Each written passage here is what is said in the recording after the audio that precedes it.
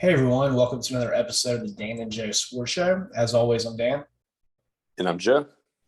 And Joe, we were just coming off an epic Final Four that was the bluest of blue bloods you could possibly imagine.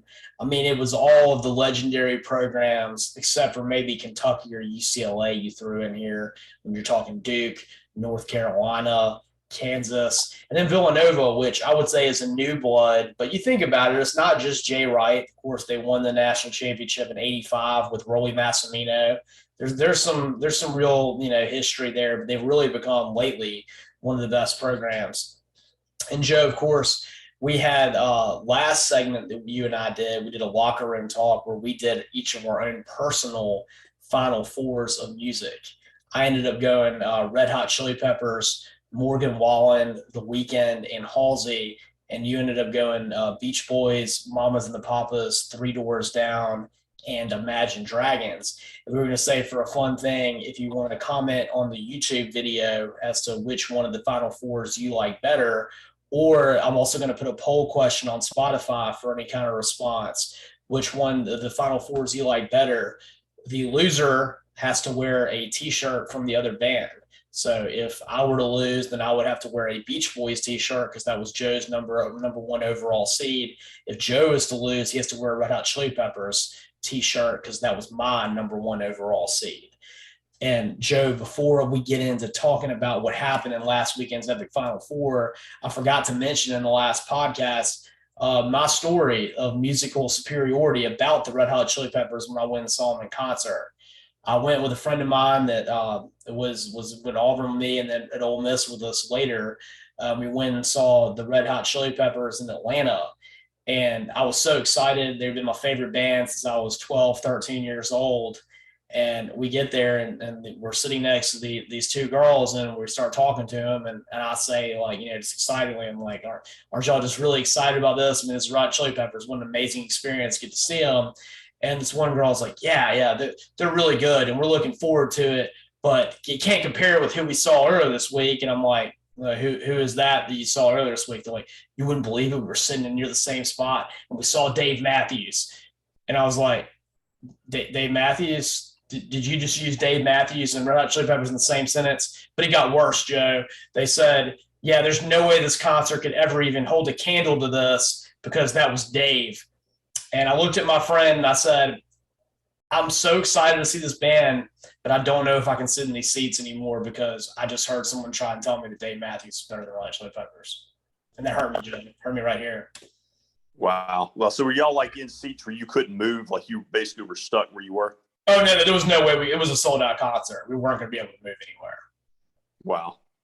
Did they stay for the whole concert, the girls? And they stayed for the whole concert, but I'm sure there were times when they were looking at YouTube videos of Dave Matthews and wishing they were listening to that versus what is musical greatness. Yeah, I mean, it'd be about like, having one of these teams that wasn't a blue blood in a Final Four and trying to, compare it. Like, I don't want to use any names, but like, imagine, if it'd been like, everybody but Villanova, and then you have like one other team that's like just the random, non-blue blood. Joe, that would be like if you gave me the opportunity to go to either the North Carolina Duke Final Four game or go watch. Let me see if I can think of a random matchup that would be theoretically possible. If Houston took on Providence in the Final Four, it'd be like you giving me those options. I could see Duke and North Carolina and their first ever matchup in the NCAA tournament in the Final Four in Coach K's final game, or watch Houston take on Providence. Yeah, you don't have to say anything else there. I don't need to say anything else. Houston's got a great, defensive basketball team. Providence is a cool story. I can't name a single player on Providence's team.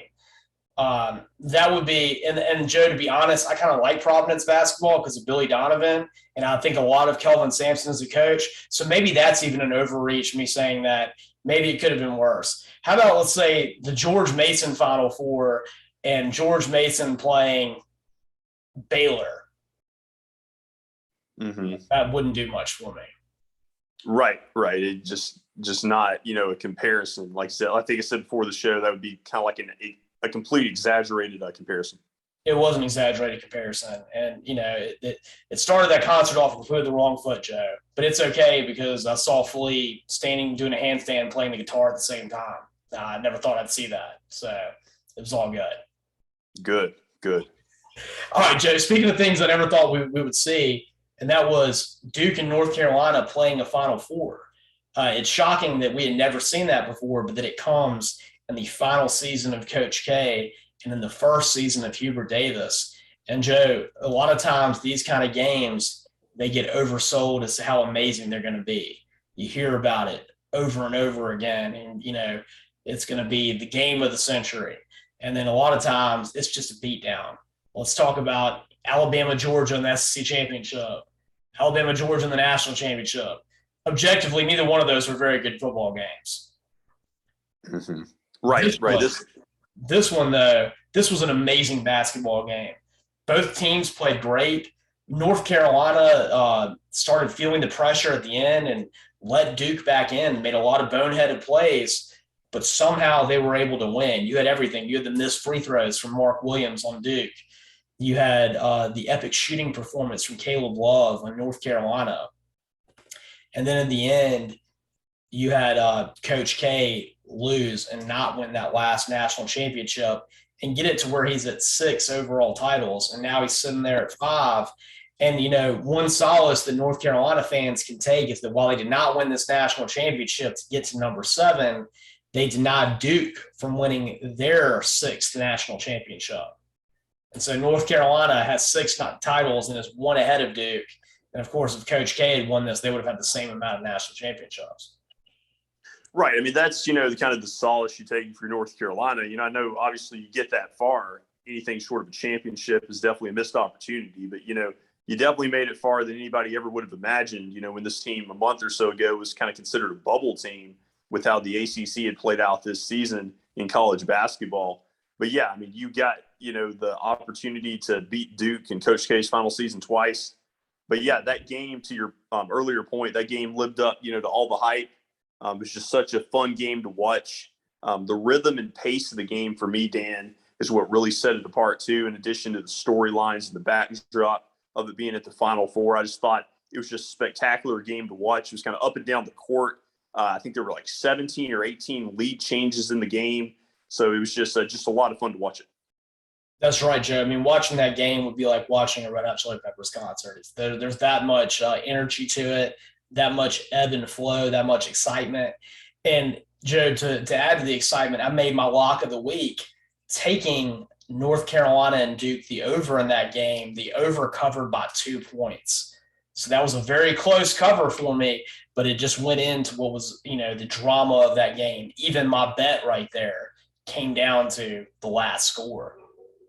Yeah, that's the way it was. Like it was anybody's game, until the end.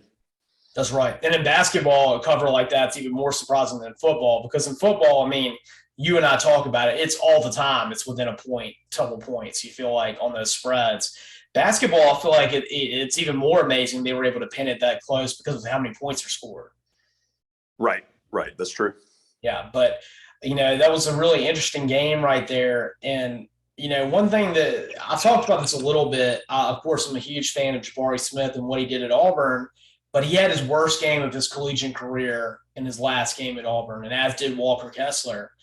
But I'll say this, Duke lost, but it wasn't on Paolo Banchero that they lost. He had a great last game, and if I were an NBA GM, I would pick Paolo Banchero over Jabari Smith because I saw Paolo Banchero elevate his game when it was time, when his team needed him at the end of the season. Banchero was playing his best basketball, and that's not what you saw with Jabari Smith. And I never watched Banchero a single time this year where he didn't play just outstanding. Yeah, he played really well. And I know this has been kind of a shuffle, just trying to decide who to take, with that number 1 pick. Jaden Ivey and Chet Holmgren are also in discussion. But, yeah, I think based on what we saw in the NCAA tournament, Banchero would probably be your pick out of those because he went the furthest in the tournament. Yeah, I mean, and you can talk about Chet Holmgren didn't have a very good game against Arkansas in his last game either. So if you want to talk about your last game and a losing effort, who's the one who put their team in a position to win? It was Banchero. Mm-hmm. Right. That's true.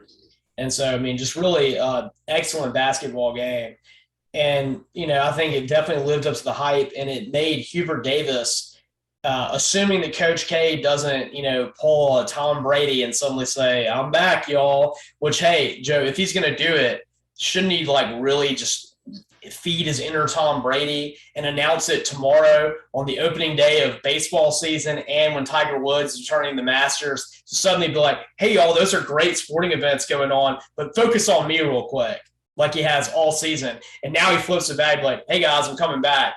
That loss to North Carolina, not just the first one where it was my last home game, the one in the Final Four in our first matchup, those really embarrassed me, and I can't end my career like this. So guess what? I'm going to come back and don't pay attention to Tiger Woods in the Masters or the opening day of Major League Baseball. Just focus on me again, like you did all season. No, that would be crazy. And I'll tell you another thing I just thought of while you're saying that. That's a great point. Speaking of the madness, though, remember how we were all disappointed with Brady's timing of announcing it on during Selection Sunday about coming back? What if, ironically, the college basketball powers that be told Coach K to announce it, if he did it, hypothetically, right before the NFL draft? You think about their big event in the offseason, that everybody's tuned into. That would be quite the irony. Yeah, with a Thursday night when they do the opening round of the NBA and the NFL draft, just do it minutes before Goodell announces his opening pick. That'd be pretty epic right there. Mm-hmm. Yeah, be crazy. But yeah, I actually, though, the last thing I'll say about this, Dan, to your point about this story, Jay Williams, who played at Duke, he actually talked about this, I think earlier today or yesterday, that with Nolan Smith leaving for Louisville as an assistant coach, that Coach K might feel the sense of urgency to come back for Duke for one more year to save this recruiting class that they might lose with Smith departing. Oh, man, can you imagine? Well, my question is, if he does that, do people still going to talk about that again? Hey, this is Coach K's last time going to wherever, Cameron Indoor. last time going to be at North Carolina. I mean, can we take this seriously again if you do that? I don't know. I feel like it destroys everything right there. And, I guess the one thing you could say if you're Coach K is maybe you can go out and you could beat Hubert Davis twice, so you don't have to have Hubert Davis having a winning record over you, hanging over you for the, your twilight years. Right, because the difference between this and Brady would be that Brady didn't have the retirement tour last year. So you're right. At the point that you already cut the cake, so to be with celebration, it would definitely take away everything if you ran it back. Yeah, it would, because, that was the whole point, is that everyone's supposed to celebrate your career. Although he reminds us constantly, Joe, it wasn't about him. It was about his team. And I was just like, dude, stop saying that. Just admit it. You told everybody last year this is going to be your last year so that everyone would laud you everywhere you went. They would throw roses out at every arena for you. And that ESPN announcers would be endless sycophants for an entire year for you. So don't come in here and say this is about your team after every single time to try and somehow, put that off, that's not what you're doing. Just admit it. That's what I wish he had just admitted it. I'd give him a lot more respect and be like, it's cool y'all are talking about me because I'm the best ever and I deserve it. So just keep talking about me. Right. And I think I know it frustrated a lot of North Carolina fans because, while I don't want to say he's better than Coach K, but he's definitely one of the all-time greats. Roy Williams, retires the year before, and it was kind of no headlines at all. Yeah, exactly. Roy Williams is a great coach. He won 3 national championships. I think he took Kansas to a couple Final Fours when he was with them. And he's probably a top 10 coach in his own right. He didn't ask for any extended fanfare. He just lost the NCAA tournament and was like, all right, y'all, I'm done. Hubert Davis, he's going to be a great coach for y'all. I'm appointing him as my successor. Y'all take him on. He's going to do great things. And sure enough, he got him the national championship game in his first season. And, I'm not saying that Coach K doesn't deserve all the credit he gets. He does. I just, you can't sit here and say that wasn't egotistical because it is. Mm-hmm. Right. And like I said, it became worse with the constant, this isn't about me, it's about my players. And I feel like, Joe, had he even just done what he did, but not constantly reflect on that during every single interview, maybe his team would have won the national championship. Or maybe if he had just told his players in secret, hey guys, this is gonna be my last season, but didn't put it out there to the media, maybe they'd won a national championship. Yeah, I mean, we'll never know. You know, I came away thinking, you know, I didn't have a dog in the hunt as far as like the four teams who were in the Final Four. Like, I really was just rooting for good basketball. But I was personally probably a little bit glad Duke did not win, just to not have to suffer through how that would have just exploded from like a media storm had Duke won. Yeah, that's kind of what I think too. And like, I don't have anything personally against Coach K. You look at him, like I said, in so many ways, he's a great person. Like, he's a cool story. I mean, his dad was an elevator operator. I think his mom was a maid, and he grew up in Chicago as a Polish immigrant. It's a really interesting like story in terms of how he got to where he did. He's an Army guy. He served, I think, in he's either Vietnam or Korea. I don't remember which one. And then he learned from Bob Knight. That was how he like got his start, was coaching for Bobby Knight at Army. I think he won his first national championship beating Bobby Knight in the Final Four. And he's obviously he's got the most Final Fours ever of 13. He had been there since 1980. I mean, it's amazing, and it's a great story. But just you've got to feel like what happened last year, I feel like takes away from it because he put that out there.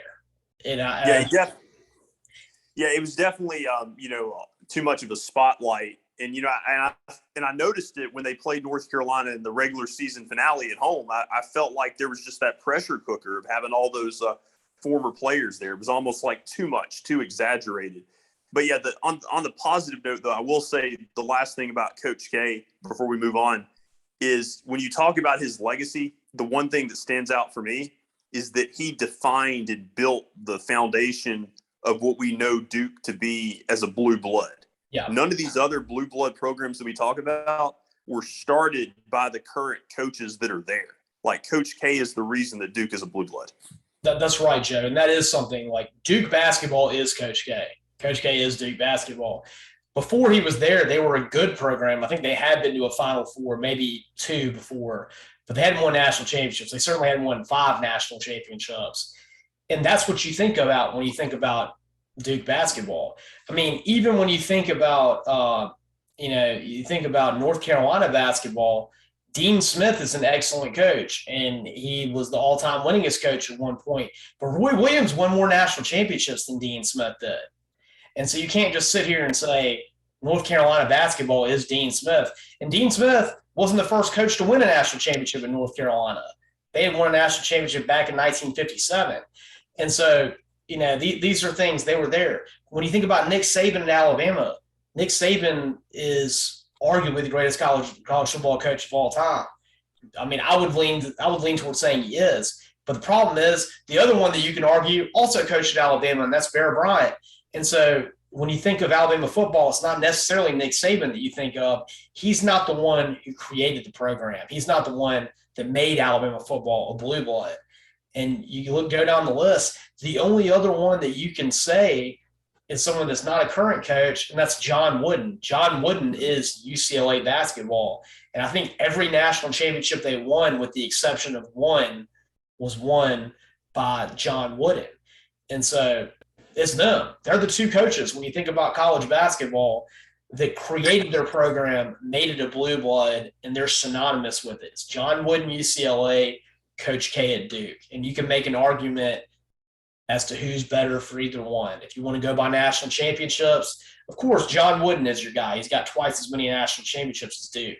But if you want to take a lens and look at the fact that Coach K had to win all of his championships in a 64-team field and a couple of them in a 68-team field, and he had to do it when there was more media coverage, then it's on Coach K. I think that every national championship that John Wooden won was back when you had, 16 or 32 teams in the NCAA tournament, and he got everybody.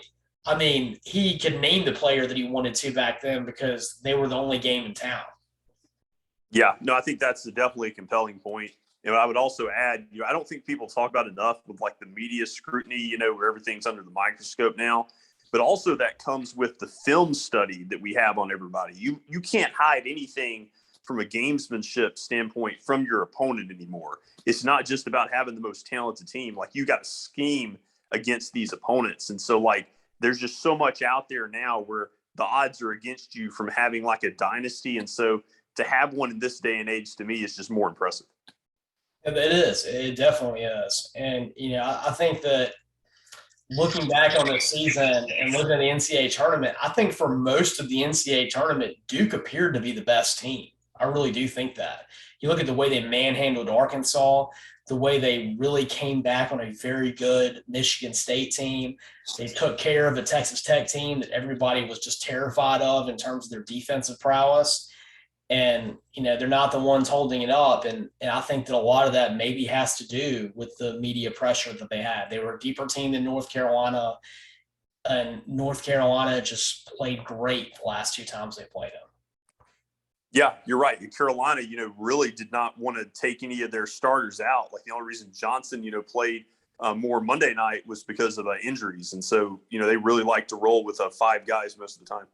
I mean, Joe, don't you think that if Duke played Kansas, they would have beaten Kansas?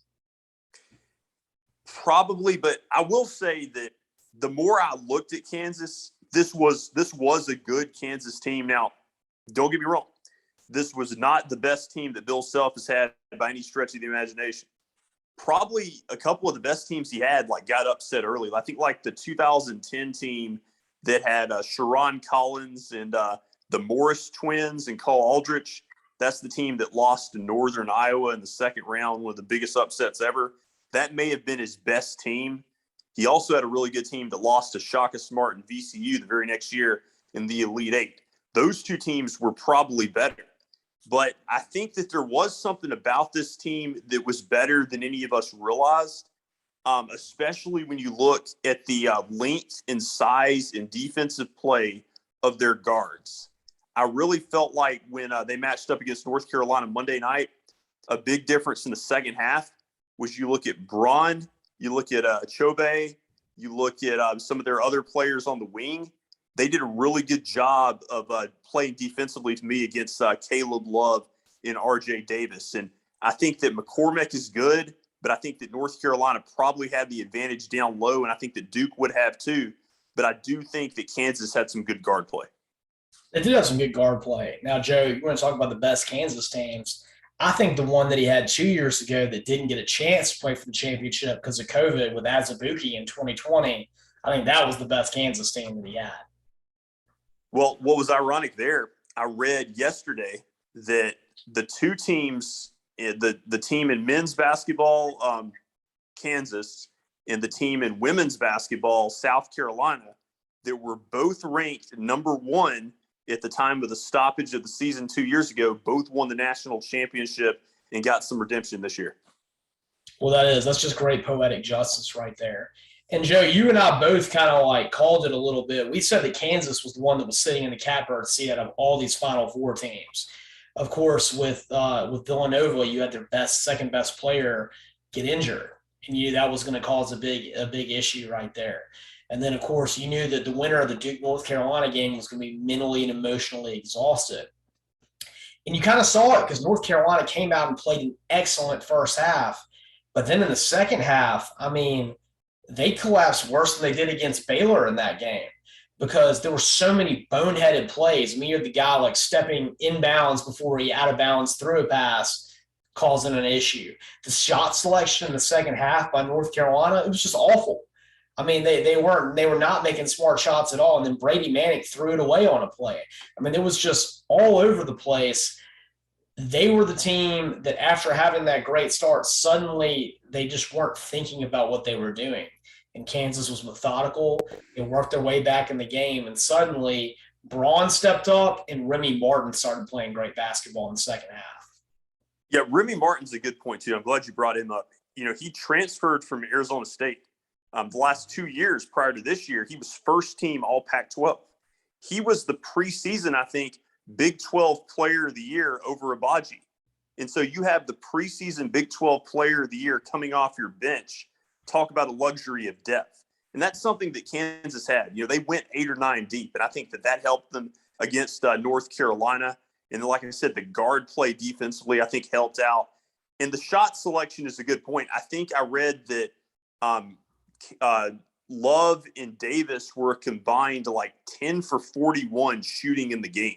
So just not, a good shooting night at all. Not the efficient night that we had seen them have, prior to that against Duke in the Final Four.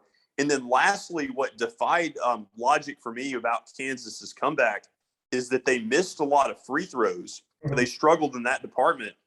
But at the same time, a lot of their shots in the second half were 2-point baskets. Usually when you see a team come back from double figures, they're hitting a lot of threes, but it was a lot of layups, getting into the lane, kind of winning it the old school way. Yeah, they really did. I mean, and you were talking about missing free throws. Abaji missed a bunch of free throws in that last game. And Joe, I'll be honest, I thought that the only reason that he won Final Four best player was only because of his name, because I really thought they should have given it to either David McCormick or Remy Martin, with, I would say, an emphasis on David McCormick. I thought he was the one who deserved player of the tournament. Yeah, I heard a lot of people say that too. Abaji, to me, really surprised me. Yeah, it seemed like it was more like a career achievement award, since he had everything else, like the Big 12 Player of the Year, first team All-American, just kind of giving him that one other, additional trophy. But yeah, he almost, like, he missed a lot of free throws, and so usually you see a team miss that many free throws, like Memphis against Bill Self in 2008 in the championship game. Usually that comes back to haunt you. Absolutely. And, you always feel like whenever Kansas wins the national championship under Bill Self, they're the team that's no one's really talking about. They kind of like, they could be good, but they kind of sneak up on everybody. And just like that Mario Chalmers shot that brought that game to overtime back in 08, no one really saw it coming. And Kansas here kind of snuck in and was the forgotten one seed that won the national championship. Very interesting, Dan, because you remember, like, that 08 Final Four kind of reminded me a little bit of this one. Like, a lot of blue bloods in that one too, and a lot of star power. And yeah, like, both times they were kind of that forgotten commodity, like the last team, like you said, that you would have thought had a chance. Joe, they were so forgotten, and I'm going to end the show with this, that Mark Emmert couldn't even pronounce the name of the university right when he gave the national championship trophy to Kansas. The Kansas City Jayhawks won the national championship officially, according to the NCAA president. Yeah, that tells you everything you need to know right there. That is. That tells you how forgotten they were, that he didn't even think he had to learn up on what the actual name of the Kansas Jayhawks was before he gave him the trophy. Right. And that being said, Bill Self is suddenly the most unmemorable two-time national championship winning coach in college basketball. Or should we say he's won it with two different programs, with Kansas and then the Kansas City Jayhawks. That's right. All right. And we'll be back next week to talk about what happened in the Masters and all your other sports updates. You can catch all of our episodes on Spotify. You can also subscribe to our Facebook tour, subscribe to our YouTube fan channel, catch all of our episodes that we've uploaded lately on the YouTube channel. You can also follow us on Twitter at DJ Sports Show and like our Facebook fan page. And as always, I'm Dan. I'm Joe.